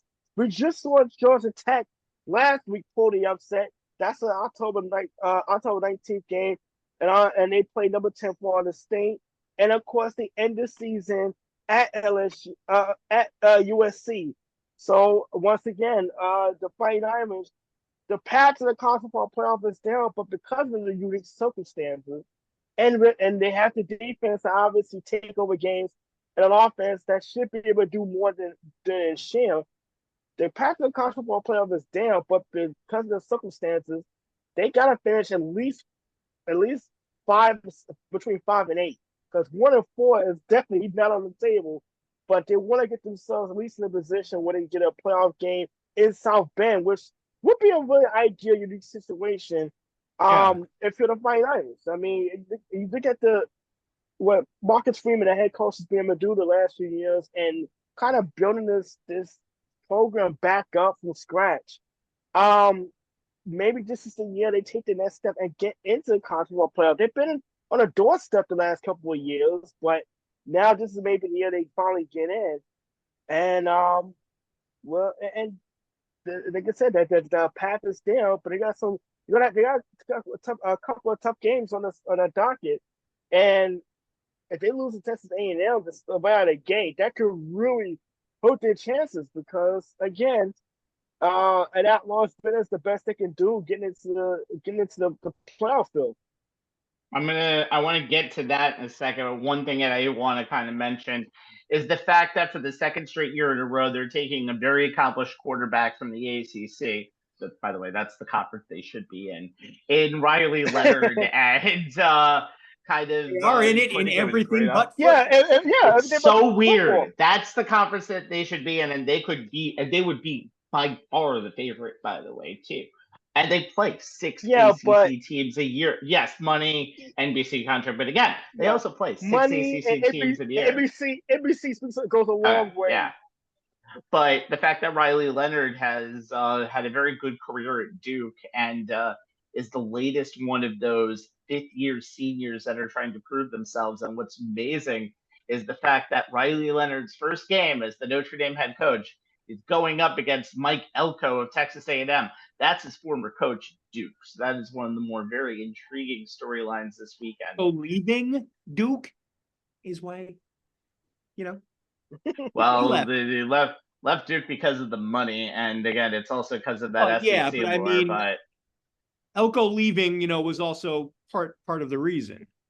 That is part of the reason, but also Leonard, I think, was able to graduate, so there was no possible way. It's kind of like the Sam Hartman situation. His eligibility was done in Wake Forest, so the best move was to go over to something a little bit better. Now, the one thing that is interesting about Notre Dame, again, no conference alignment, can't get any higher than a 5 seed, is that this might be the more comfortable position for them. Because look at that. If they end up having a very good record and ending up as a 5 or a 6 seed, having them play a team in the lower levels, maybe like Liberty, maybe like a Clemson that might sneak in if Florida State and Clemson get in, or another Big 12 team. Those are teams that they've usually feasted on in bowl season, those mediocre teams that were 2 losses, and then finding themselves against a lower level conference champion on a neutral site in the quarterfinals. This might be a blessing in disguise for Notre Dame to be in that position as the team that might be able to kind of sneak their way into the college football semifinals. Now, will it happen? I don't know.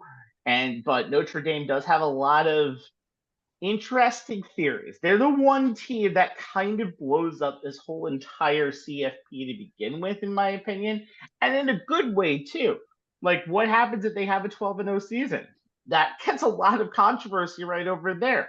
They'll have probably, if they ever had the best team in college football, they still can't get any higher than 5. It really puts that one final key into the college football playoff as it goes along. And that's something I'm really, really interested to see, not just this year, but in years to come, because I know Notre Dame is not going anywhere as a program. They're always going to be around that 8 to 12 to 6 level almost every single year. And some of these years they break through. So I'm very interested to see how that changes the whole college football landscape going forward. Now, with all of that being said, let's finish off the bracketology of college football with my pick, Penn State, to make the college football playoff. Now, I'm going to say why I think they're going to make it, and then I'm going to tell you why they can even be better. Why do I think they're going to make it? They'll make the playoff if they take advantage of a very favorable schedule. And oh, is it a favorable schedule? There is not too many more favorable schedules in this country. Michigan, not even in their ballpark this year. Not on their schedule. They'll play West Virginia on the road this weekend, and that's a team that they beat 38-15 last season. I'm going to get to that in a second when I talk about Drew Aller.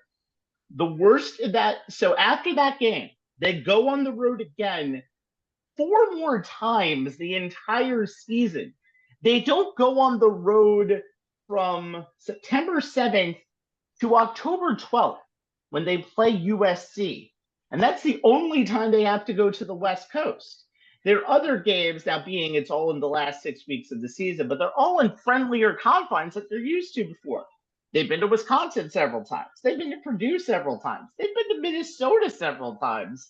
And now all of a sudden, that's how you're going to get themselves into the college football playoff. One thing that I've noticed throughout the years is if you want to look up the definition of 10-3 and 11-2 in the dictionary, you're going to find a picture of James Franklin right next to that. Penn State has been in the James Franklin era, which goes back to, I believe, 2016. 5 times they have been 11-2 or 10-3. And in the Big Ten, that can probably get you into the college football playoff. But that could only get you like a 9 or 10 seed. How do they get better? Very simple.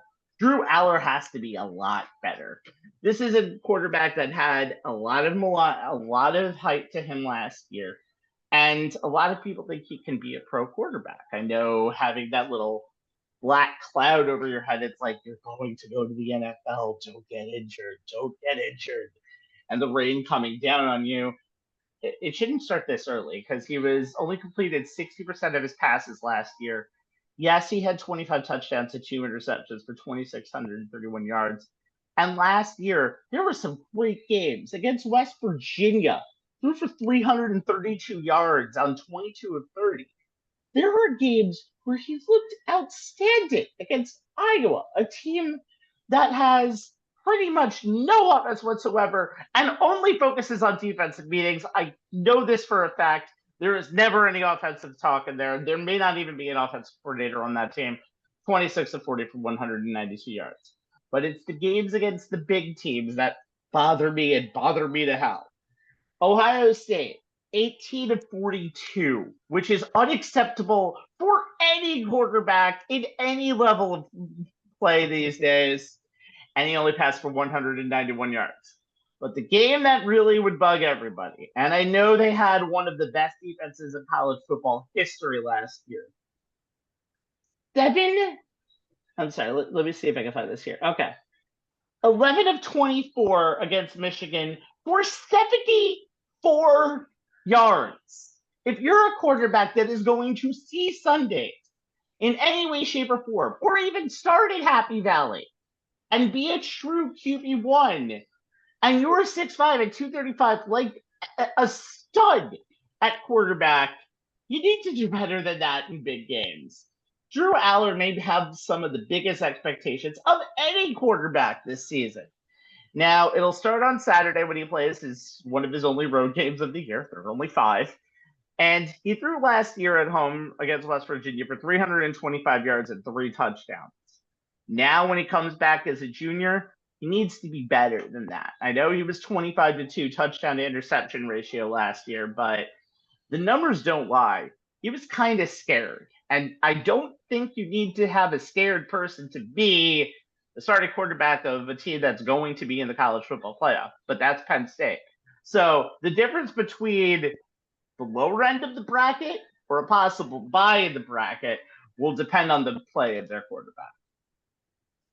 All right, guys, one more segment to go, and we are definitely contractually obligated to this. It's a Heisman watch. No, seriously, it's written here in the contract. Page 5, look at Article 3 down here. Yep, right. Okay, so we're giving love to quarterbacks. Yep, but I mean, we've already had a notary take care of it. We're giving love to 2 quarterbacks in this segment, probably the 2 biggest favorites for this award. They're not 1-2 with the odds to win this. They're really close. And a non-QB to watch. The 4 years, 2020, 2021, when Devontae Smith won the top prize. I go first. I'll start in Eugene, Oregon. Okay, so we talked about it earlier before, so there's not a lot more I can say about Dylan Gabriel coming through this year, but he's going to replace Bo Nix, who was basically one of the biggest stars in college football over the last few years, and he will be starting on Sundays, literally next Sunday for Denver. And he spent part of his last 5 seasons in UCF and Oregon and Oklahoma, before landing here. This will be the first game he'll start on Saturday, I think, against Idaho, will be start number 50 for his career, which is insane for any college quarterback. Now, the connection to Marcus Mariota is actually very interesting. He's wearing the number 8. It was Mariota approved when it happened. And Gabriel is from Hawaii, and he set the actual career state record for passing yards with 9,848. Remember, Alabama there's been some good quarterbacks from Hawaii. Tua Tagovailoa is one of them who was played out there too. Threw for 3,500 yards last year, but he rushed for 373 yards and 12 touchdowns. And Jeff Lemmy did a lot in that offense as the offensive coordinator of Oklahoma to use all of Dylan Gabriel's real strengths out there. Now, Bo Nix didn't run a lot last year at Oregon. That might be a little bit of a problem in terms of something, because the best threat for Dylan Gabriel is the fact that he can do anything at any time, and he's unpredictable, and he is someone that you're not going to be able to tackle more often than not. Now, one thing that is going to really help, I think, is the fact that a lot of the weapons that you can see that could have been promised to him when he transferred over in January of last year are still there. Tight end Terrence Ferguson caught 42 touchdown passes last year for 414 yards and 6 touchdowns. Only 5 other FBS tight ends did catch that much last year. Tez Johnson's one of their best wide receivers, 86 catches, 1,182 yards, 10 touchdowns. And a lot of players on that team stayed instead of joining the transfer portal, knowing that this is kind of an opportunity this year to have a special season in Oregon's first season in the Big Ten. Dylan Gabriel is going to be a show every single Saturday. And any quarterback that is the linchpin of that Oregon system should be the show out there. Just like Marcus Mariota, I think Dylan Gabriel has all of the weapons to not only get his team to the college football playoff and possibly even play in the national championship game, just like Marcus Mariota did. Mariota was also a preseason favorite for the Heisman, just like Dylan Gabriel is. The similarities are pretty striking, and you believe in fate. Dylan Gabriel is going to be the talk of a lot of news organizations very quickly in 2024. All right. Again, as I said before, keep it simple, stupid. And Carson Beck of Georgia is a very, very simple pick. He did it last year for a team that should have been in the college football playoff in Georgia. He's about to do it again. You're not calling me stupid, are you? I mean, it's just a kiss method for everything else. So I called myself stupid. I know exactly. I called myself stupid at least 5 times during every show. So it's not an insult. It's just welcome to my world. Gotcha. Okay. Yes, the high R on the sports line Heisman Watch will now wind its way through Athens, Georgia. In his first full season as the Dogs QB1, the fifth-year senior completed 72.4% of his passes for 3,941 yards. That's 9.5 yards per attempt. 24 touchdowns against only 6 picks. Passer rating of 167.9. He led all SEC passers in attempts, completions, and yards, was top 3 in completion percentage, yards per attempt, touchdown passes, passer rating. He also added 4 touchdowns on the ground. In his second season at the controls of Kirby Smart's offense, he has a chance to break Stetson Bennett's school record of 4,127 passing yards. Now, based on those numbers and the buzz he's getting as potentially the top quarterback in the 2025 draft class, he is a Captain Obvious choice as one of the front runners of the preseason Heisman Watch. A Power 5 defensive coordinator had this scouting report on Beck. Quote, Carson Beck really impressed me. He has such a quick release and is really smart. You can just tell how he operates and how he sees things. He looked more ready for the NFL mentally than most of the guys in this league. He's very accurate, throws a nice deep ball. He also moves decent, better than people give him credit for. Now, as we've talked about, Georgia is the preseason #1 team in both the AP and coaches polls, and as such, are predicted to win the SEC and lock in one of the first 4-round byes in the CFP. They have a beast of a schedule that has them opening with a non-conference neutral site game against number 14 Clemson in Atlanta, and an SEC slate that includes them going to Austin to face number 4 Texas, to Tuscaloosa to face number 5 Alabama, and to Oxford to face number 6 Ole Miss. But they do get Tennessee at home in their conference finale. If all Beck does is replicate what he did last season, even with the loss of tight end Brock Bowers and wide receiver Ladd McConkey to the NFL, which could actually lend more credence to his Heisman case, and he puts up numbers and wins in those CFP statement games against those top-ranked teams, and UGA meets their preseason expectations, it's kind of hard not to see Carson Beck making the next TV commercial for the Nissan Heisman House. You think Travis Hunter, Anthony, is going to be in the Nissan Heisman House? We need a nice little non-quarterback to pick in here, and yeah, we're just going to go to Dion mode. Okay. Oh God. All right, I'm ready. Coach Prime to you. That's Coach Prime to you. Yeah. The only thing missing is the Must Be the Money soundtrack in the background, which I do not have access to at the moment. But next show, I'll have it. Rabbi and I were talking about that slacker Travis Hunter. I mean, come on, what a guy, what a bum, right? All he does is goes for 151 receiving on 7 catches and 3 touchdowns, and playing pretty close to 100 snaps on both sides of the ball tonight in Colorado's opening night win against North Dakota State. By the way, that third touchdown catch he caught was that's the stuff I Hollywood, because there's no way in the world he should have caught that ball whatsoever.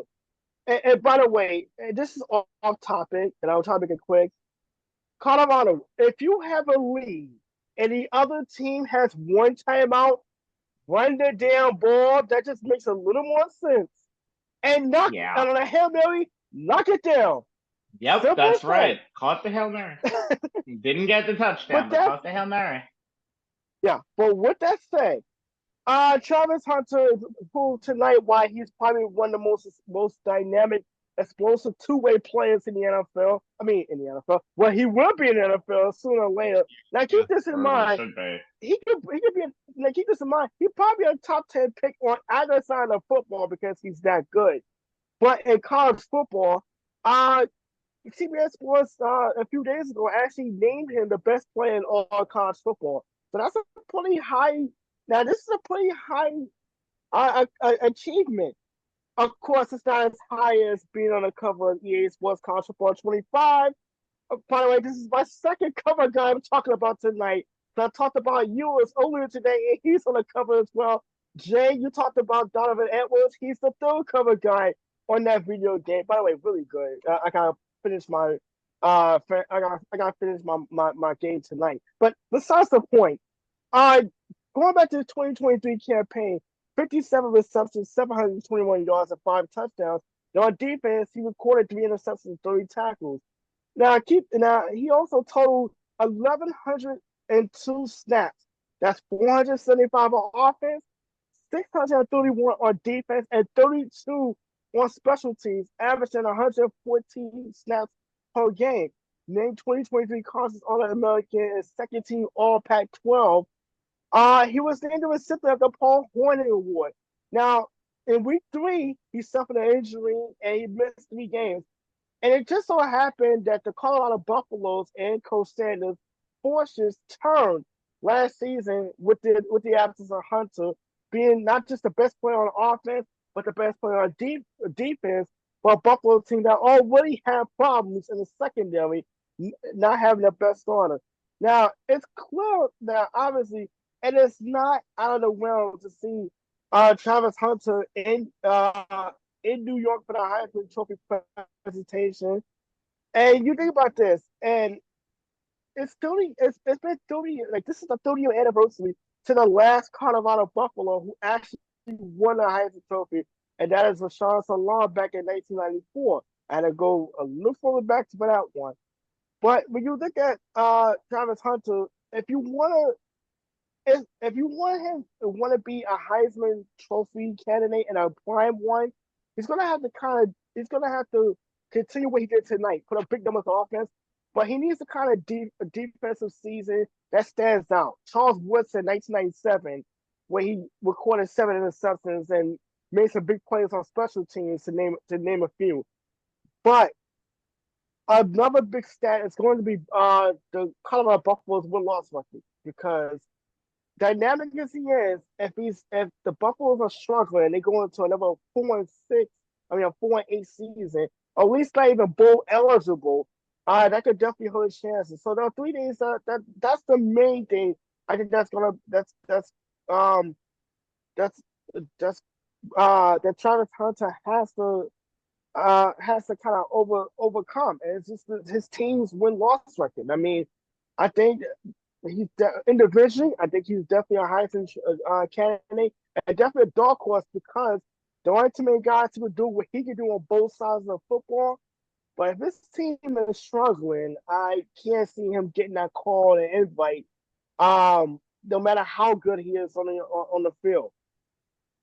The one thing about Travis Hunter that's interesting is it's a mix of old school in the terms of he'll play 100 to 120 snaps a game, which is insane for the modern athlete, and the fact that he's on Colorado, which is the literal definition of let's use social media and let's do everything else as possible. So the old school and new school of Travis Hunter kind of just meshes together, and it's going to be very interesting to see. We can always get into talks about Colorado later, how he really affects everything this year. Because him and Shedeur Sanders, who's probably going to play Sundays if he keeps up at this rate in the NFL, even if he doesn't look good, he still has a very good possibility to at least do something in the NFL, is what makes this team very interesting. And again, they might be the 13th best team in the Big 12. the way that they played tonight against North Dakota State, they definitely look like one of a double-digit team in the Big 12 in terms of where they'll finish.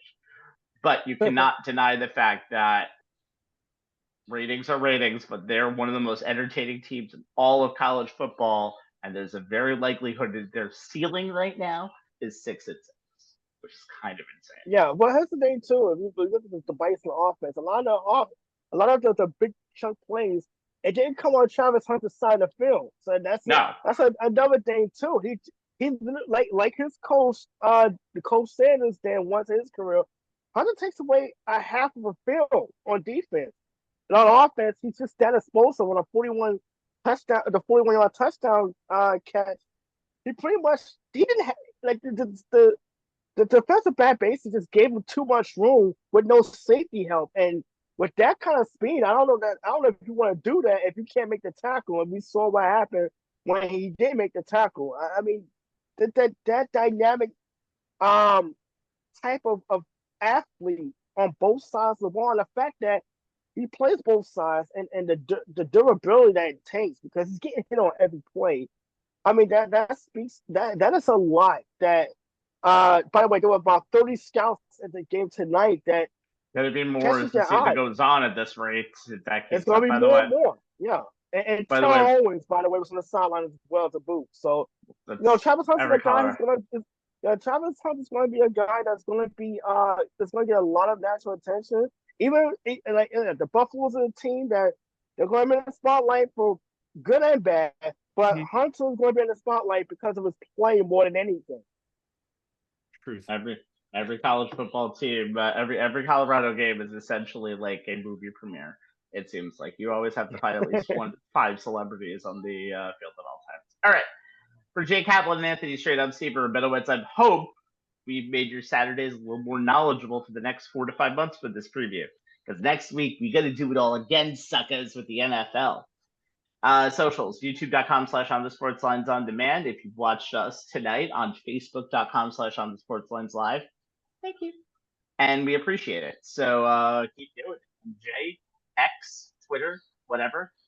If you did watch us on YouTube, please like and subscribe. That absolutely. Our Twitter handle is @ONTHSportslines, where you will find a link to this show when the sun comes up in the AM, as well as links to other interesting tidbits, nuggets related to the sports world that we think are worth your time. Now, as you can surmise from tonight's show, the 2024 college football season is going to be vastly different than any that came before it, which makes it a very unique time to be a fan and the optimal season if you're looking to change your rooting interest. And with 134 D1 teams this year, there are plenty to choose from.